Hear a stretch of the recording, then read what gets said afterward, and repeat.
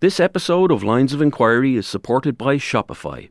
Many people carry the same thought for years, a business idea, a product they believe in, something they'd like to build themselves. But very often, the doubts arrive just as quickly. What if I don't have the technical skills? What if I don't know how to build a website? What if I can't manage everything on my own? Those questions stop a lot of ideas before they ever begin. That's where Shopify comes in. Shopify is the commerce platform behind millions of businesses around the world, from household names to brands just getting started. If you're worried about building a website, Shopify provides modern, professional, ready-to-use templates that help you create the perfect online shop from day one. If you need help with everyday tasks, Shopify's AI tools can assist with product descriptions, improving product images, and generating promotional offers. And when it comes to finding customers, Shopify helps you reach them through simple email and social media marketing campaigns. If you ever need support, Shopify also offers award-winning customer service, available 24 hours a day. So those what-ifs don't have to stop you. They can become the beginning of something. Sign up for your €1 per month trial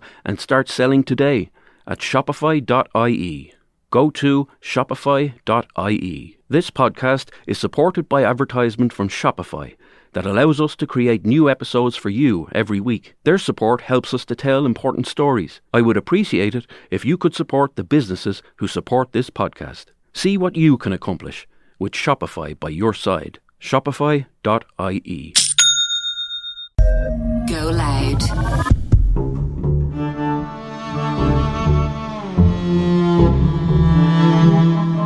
My name is John Sweetman, and this is Lines of Enquiry Case Notes.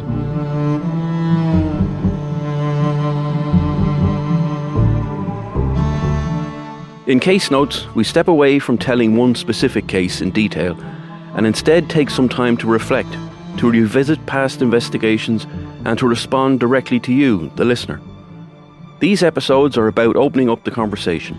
We'll be speaking with expert guest contributors, diving a little deeper into the issues behind the stories, and responding to some of the much valued correspondence that comes into our mailbox. If you have a message you'd like to share, a case you'd like us to revisit, or someone you'd like to hear from on future episodes of Case Notes, you can get in touch with us at linesofenquiry@goloudnow.com. And be sure to follow us on Instagram at Lines of Enquiry Podcast to keep up to date. In today's episode of Case Notes, I'm joined by one of our team from behind the scenes, Lines of Enquiry producer Siobhan Maguire. Siobhan is a crucial part of the programme, researching each case in depth and working closely with me on the scripts you hear every week. Today she's stepping out from behind the laptop to bring us through an update on one of the cases we covered in Season 1, the tragic death of Kelly Lynch. We'll also talk about what we've learned since the series went out, and then hand the reins to Siobhan as she asks the questions you've sent in about the podcast and the work that goes into it. Siobhan, thanks for joining me. Thank you, John. That was a very flattering introduction. No, not at all. No, it's brilliant to have you here. One of the stories we covered in Season 1 was the death of Kelly Lynch up in Monaghan in March, I think, 2024. That's right, yeah. And, it's still an ongoing investigation and there's still to be a coroner's inquest. But I was wondering, do you have any update on the case? We do, John, and this is the thing about the cases that you cover in each season. We constantly, both you and the team, keep an eye on the stories that we've worked on, whether they're quite old or more recent cases, just to see what kind of updates are being done. Because as you remind each of us in all the episodes, there are family and friends behind the victim who will never give up, never stop looking for answers. And so in relation to Kelly Lynch, as you rightly pointed out, featured in Season 1, a really tragic story. Young Kelly found dead in the Ulster Canal in Monaghan on St. Patrick's Day 2024. And her family have been working tirelessly behind the scenes to try and get some answers, because we know at the time for body being found, Gardaí said it was not treating the 23-year-old's death as suspicious and referred it to the coroner following a post-mortem. Yeah. The family essentially didn't get any immediate answers. You know, there were so many questions being posed, like why wasn't there a police cordon in place for more than a few hours after Kelly's body was discovered, for example? And you and I have talked about this on our own time as well. There are still so many questions being posed.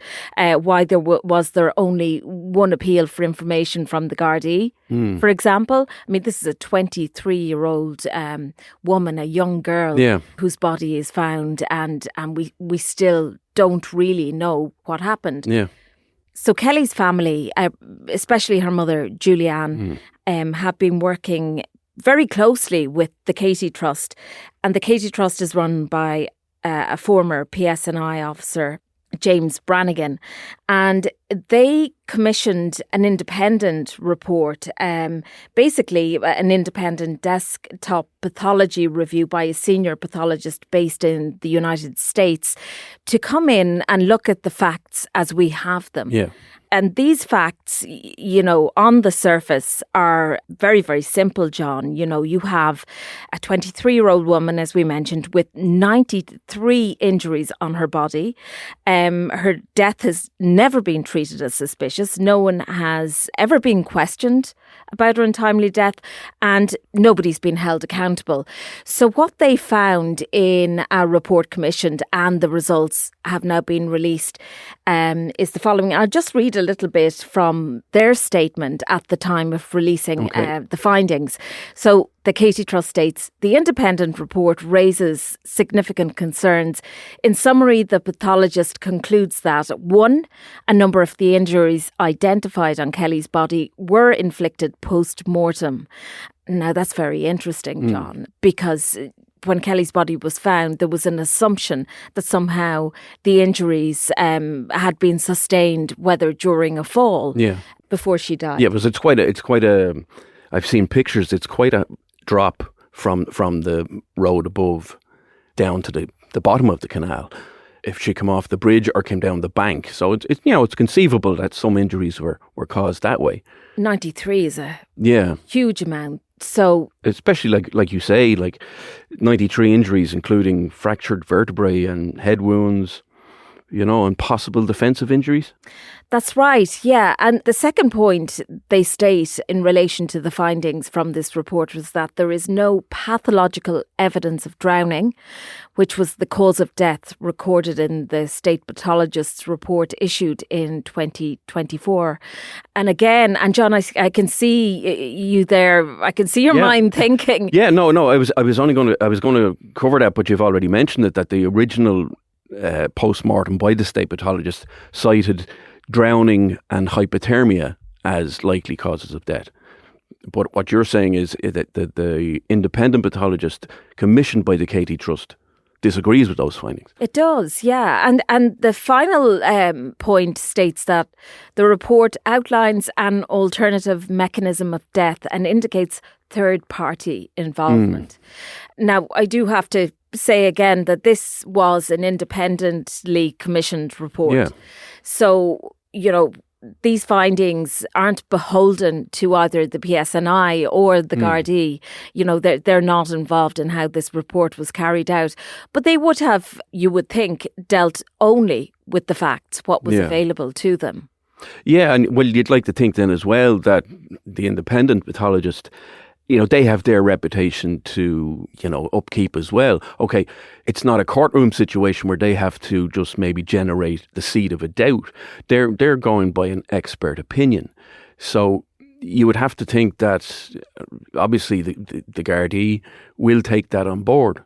And will they, John, though? Well, they would have to. Like, I'm aware they've been furnished with the report, and there's still, as you say, there's still a peer review ongoing, and the official coroner's inquest for Kelly has yet to be done. But, you know, they would have to take on board that, because, you know, it's not a case that they can just say, no, we don't agree with that. It's like, you know, we don't agree with that because, and here's our side of it. So I would imagine they're taking it very seriously. I know that there has been some calls for the Justice Minister, Jim O'Callaghan, to get involved in this now and meet with the Lynch family. Yeah. We haven't heard any outcomes in relation to that. I think it was Sinn Féin's spokesperson on justice, and Cavan Monaghan, TD. He represents the county where Kelly's body was found, Matt Carthy. So he's calling for Jim O'Callaghan to meet with the Lynch family. Could you see something like that happening? I would have to, in this case, I would imagine it would be the best thing for them to do. Now, I can understand that they might be somewhat reticent in that it might set a precedence for these types of situations where, be it the family or somebody does not agree with an official account of what happened to one of their loved ones if they died suddenly or in, questionable circumstances. But, the Katie Trust has recently become very much in the public eye because it takes its name from Katie Simpson that was originally thought to have committed suicide, I think, but it was James Brannigan who conducted his own investigation into that and ultimately found that it was a homicide. But I think the culprit in that, I think they took their own life or something before it could go to court. But there's been a programme made about that, a documentary. So the Katie Trust and what it does is very much in the public eye now. Again, I don't know, like it's a hard thing to call for the likes of the Justice Minister and local politicians. Do they take that next step and become more involved? Are they a bit worried that it will open the floodgates? But surely, like, the whole reason behind the Katie Trust and this independent report is laudable. Like, there's no negative to it. So it would be my opinion that they should get in contact with the family in that, or at least acknowledge that, there could have been missteps in the investigation or whatever. But obviously the investigation is still ongoing. So we'll have to wait and see. But even to rule out foul play or Kelly's death as suspicious from the outset is something that I always found quite baffling when looking at this particular case. And again, we're no clearer. Yes, we do have the Katie Trust commissioned report coming out with their own statements and findings and essentially ruling that the death of Kelly was homicide. And you have a forensic report stating as such.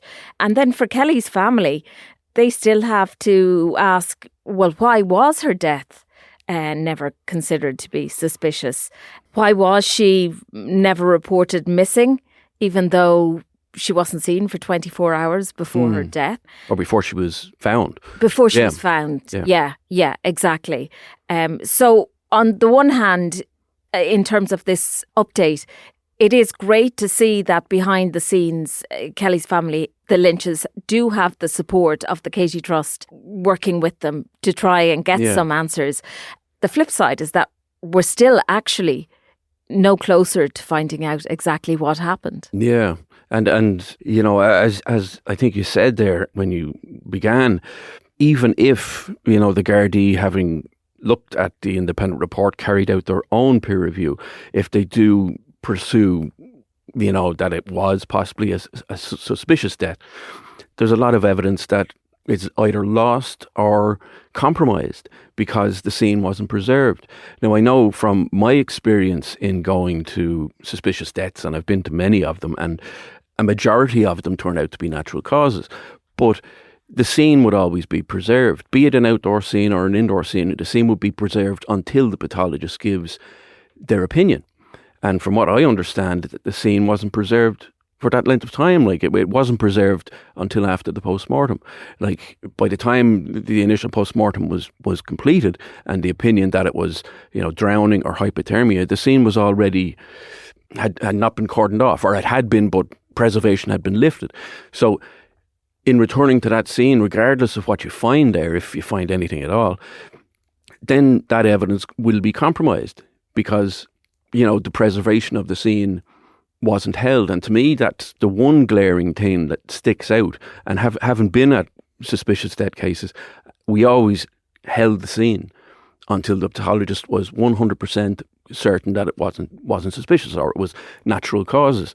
And you would think that where that happens anywhere, that it would be taken seriously and everything would be done to preserve the scene until, they find out what happened.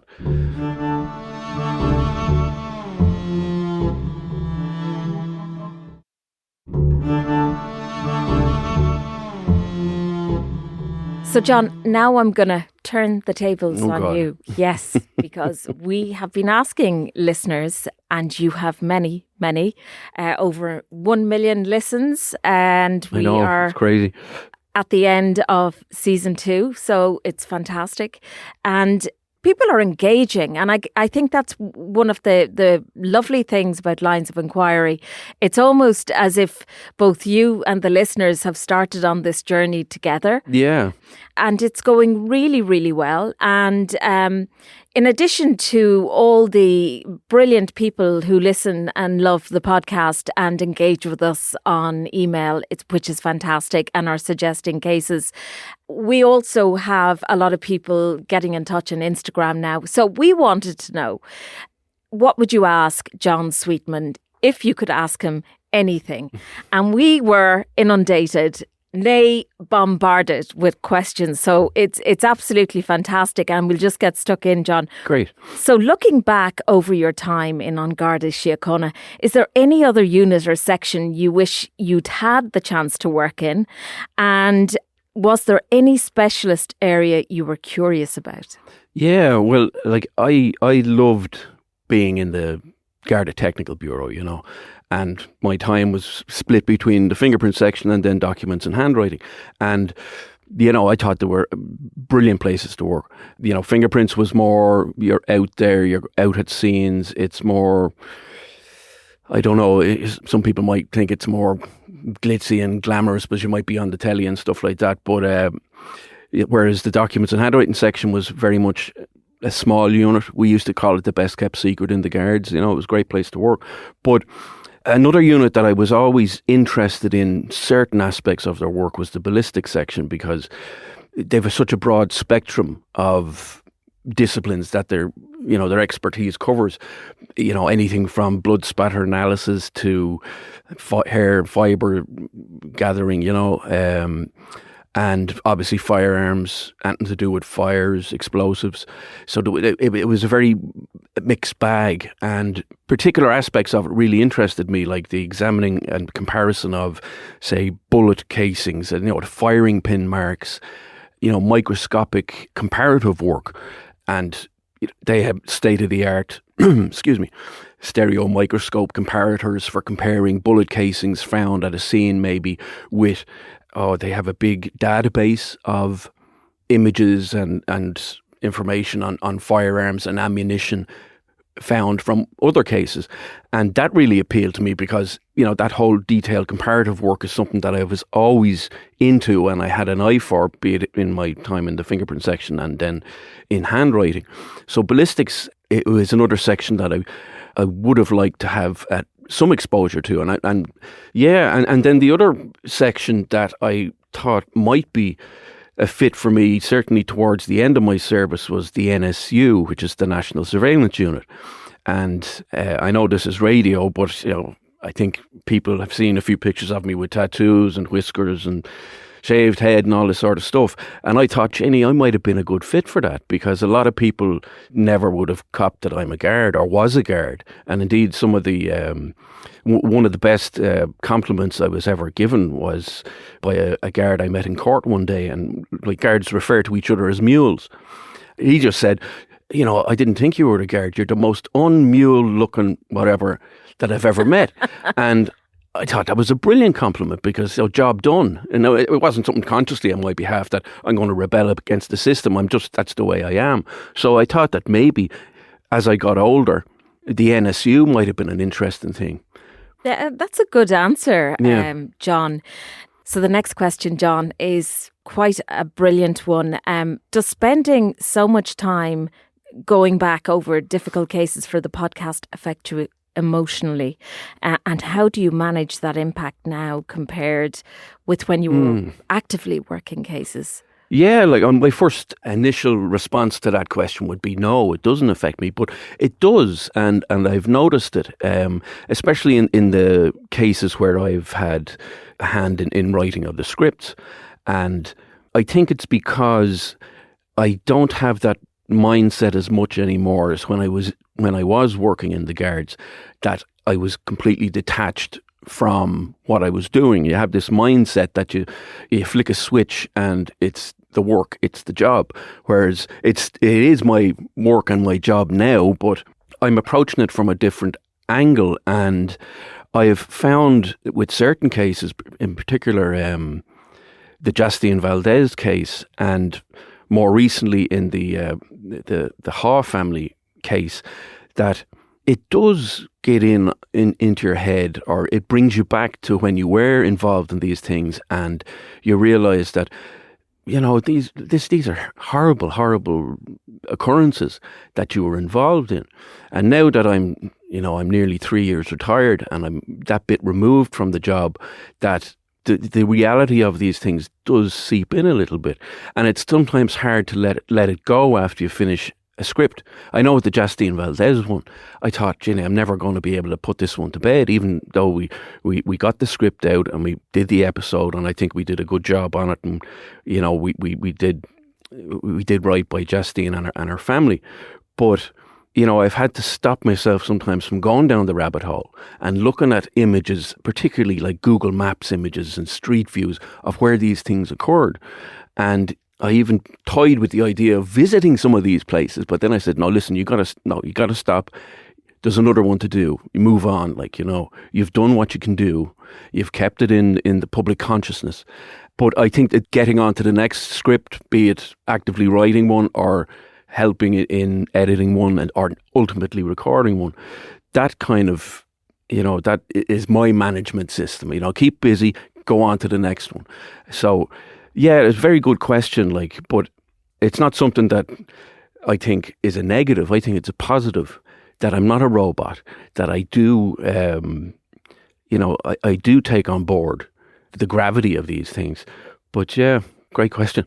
A really good question, John, because, we're a small team, all the producers and yourself, and it can be very harrowing and upsetting going over some of these cases, and you keep the victim and their family to the fore in all of your work. Is there an episode from season 2, John, or a particular moment in an episode that has stayed with you? You mentioned the Hall family earlier. Yeah, the Hall one again, and I've spoken about it before. You know, that was just so unprecedented in Ireland, that a whole family wiped out by one of their own, like by Alan Haw. And, you know, going back to that. This is Clodagh Hall. Yeah, Clodagh and her 3 sons, Liam, Niall and Ryan, murdered by Alan Haw, Clodagh's husband. And going back to that one, it brought me back to when I was examining the handwritten letters left at the scene by Alan Haw, and my time at the coroner's inquest afterwards. And it brought back the feelings I had then. Like that was a harrowing thing to have to sit through, to listen to, you know, the evidence of Clodagh's mother, Mary Coll, and the first Gardaí at the scene that day when the bodies were found. At the time, you know, I wasn't that much different in age to Alan and Clodagh Haw, and had young kids as well. So, and I know, speaking to some of my colleagues who were at that scene and had to process it, that it was a hard thing to get through, you know. And thankfully, they all got debriefing and counselling afterwards. But going back into that case and helping to write the episode just brings it back again to, like, my aspect of it was handwriting examination, and looking at the letters that Alan Haw had written. Like, that's a time capsule. So when you're looking at them and you're reading them and you see what's put down on the page and you know what has just happened at that time, you know, it's quite I don't know if it sounds too fancy, but it's quite profound, you know. But like, that's just the Haw case. But even the cases I wasn't involved with, and recently we covered the case with Elizabeth Plunkett and Mary Duffy. And while I was aware of it, obviously I was only young when it happened, but like what those two girls had to go through, how evil those two fellas were.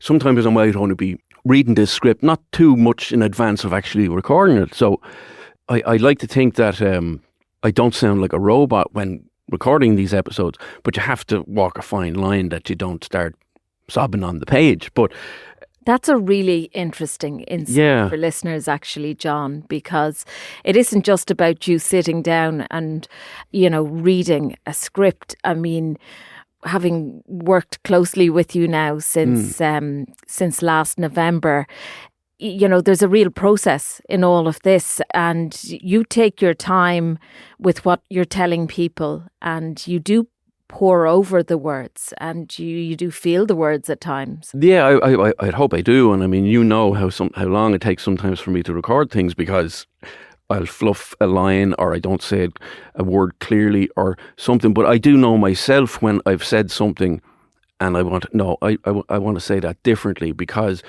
certain things carry more weight. And recently there again with the Philip Kearns episode, another case that I was familiar with. Philip would have been around the same age as me now, so we're kind of similar in age, similar in interests. And I was lucky enough recently to go out with yourself and Andrew to Rathfarnham and visit some of these places, including the alleyway where Philip's bag was found. And those things speak volumes to me, and it makes it that much easier when you're recording an episode, having actually been in the places or been more familiar with it. I think it makes it that bit easier. But yeah, every case we covered in season 1 and in season 2, they all hit home in a certain way. So I could tell you, every case affects me, which it does. But it makes me want to work that bit harder, that I can continue to record them and put them out there in such a way that people know that we as a team really take seriously what we're doing. Okay, we're putting out a product, we're putting out a podcast, true crime podcast. Okay, but it's the content, I think, and the level of importance that we put on it that makes it that bit different. And the engagement of the listeners, which has been phenomenal. Final question, John, and we had lots of people asking about this. What can we expect in season 3? Don't say too much. I'm watching you. Yeah, well, again, we're going to have a mixture of older cases, more recent cases that aren't perhaps well known or should be more well known. I know of one that I'm going to be working on that's, it's quite an old case. It was something that when it was brought up, I remembered hearing about it as a young lad and being frightened out of my skin. It involved, a satanic ritual in Dublin. In Dublin? Yeah, and very little heard about it since. And I think it's very important to bring those cases back into the public domain, shall we say, that this stuff does go on and it's not a recent happening, like evil is there. And then some more recent ones where, some of them are actually quite close to home, geographically to me, and getting involved with that and touching base with some of my former colleagues in the technical bureau who are involved in some of these cases. So it gives me a chance to get some detail about particular investigations that people wouldn't be aware of. Some stuff about what goes on behind the tape and things like that. But season 3 due to kick off with the first episode on 14th of April. Yeah, I'm really looking forward to it. And I think especially now that season 2 is wrapping up, that we are only hitting our stride now, and we're getting into our second wind. We've got a good process of getting the scripts together. We all have each other's backs. And we do take on board all the communication from people listening and people who suggest cases. Yeah. And if we haven't covered a case that someone has suggested to us, weeks ago, it doesn't mean we won't be covering. Oh, absolutely. And I think that's what people will see in season 3. They'll be like, oh gosh, yeah, I emailed Lines of Enquiry back in November, December of last year. Yeah, unfortunately, there's so much crime. There's so many horrible things that have happened that we'll never run out of material. And I don't mean that in a positive sense. We do take everybody's suggestions on board. Well, Siobhan, it's been absolutely delightful to have you here. instead of looking at me through the window and telling me to do something again. But thank you very much, and thanks for all the support you give to me personally on the podcast. Thank you. Thanks very much, John. So thank you for listening to this episode of Lines of Enquiry Case Notes. If you enjoyed the podcast, please consider giving us a 5-star rating and review, sharing it to your story on social media, leaving a comment below, or simply telling a friend you enjoyed it. Your support helps us make more episodes. If you'd like to get in touch, you can email linesofenquiry@goloudnow.com. Lines of Enquiry is presented by me, John Sweetman. The podcast is created by Darren Cleary. Our executive producer is Owen Brennan. Aoife Plunkett is our producer. Remember, in the end, everything done in the dark comes to light.